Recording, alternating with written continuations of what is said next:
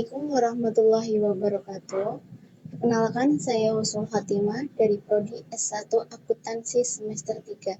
Di sini, saya akan menjelaskan sedikit materi tentang pengauditan dan jasa asuransi. Masuk materi yang pertama, yaitu sejarah perkembangan pengauditan.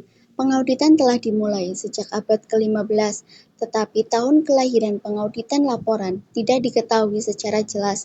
Berbagai sumber mengatakan bahwa pada sekitar abad ke-15, jasa auditor telah digunakan di Inggris. Meskipun pengauditan telah lahir beberapa abad yang lalu, namun perkembangan yang pesat baru terjadi pada abad ini. Selanjutnya ada pengertian pengauditan. Pengauditan adalah suatu proses sistematis untuk memperoleh dan mengevaluasi bukti yang berhubungan dengan asersi tentang tindakan-tindakan dan kejadian-kejadian ekonomi secara objektif untuk menentukan tingkat kepatuhan antara asersi tersebut dengan kriteria yang telah ditetapkan dan mengkomunikasikan hasilnya kepada pihak-pihak yang berkepentingan.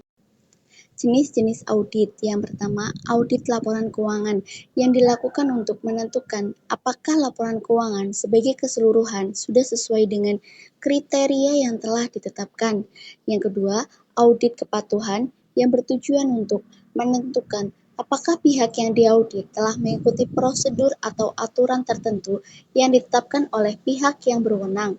Yang ketiga, audit operasional adalah review atas setiap bagian dari prosedur dan metode yang diterapkan suatu entitas dengan tujuan untuk mengevaluasi efisien dan efektivitas. Jasa asuransi dan pengauditan. Jasa asuransi atau asuransi service adalah jasa profesional independen untuk memperbaiki kualitas informasi bagi para pengambil keputusan.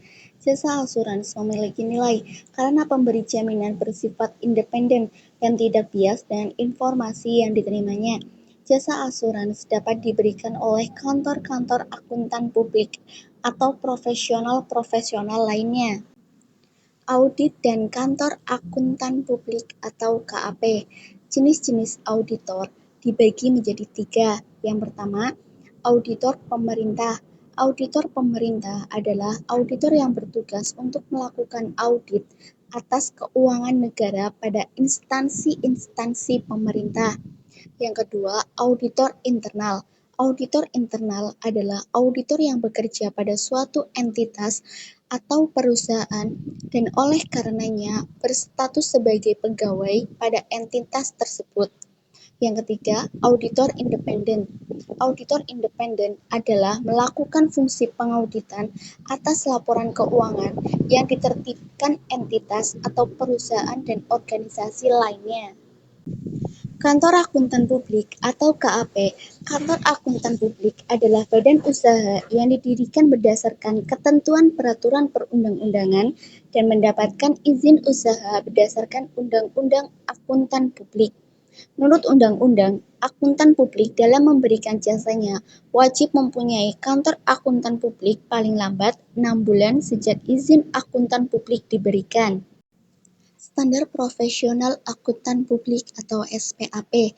Organisasi profesi bertugas menyusun standar dan aturan yang wajib dilaksanakan oleh para anggota dan praktisi lainnya. Pada tanggal 1 Agustus 1994, lahirlah Standar Profesional Akuntan Publik atau SPAP yang pertama. SPAP terdiri dari 4 bagian. Yang pertama, standar auditing. Yang kedua, standar atestasi. Yang ketiga, standar jasa akuntan dan review. Yang keempat, pedoman audit industri khusus. Mungkin itu saja materi yang bisa saya sampaikan. Terima kasih. Wassalamualaikum warahmatullahi wabarakatuh.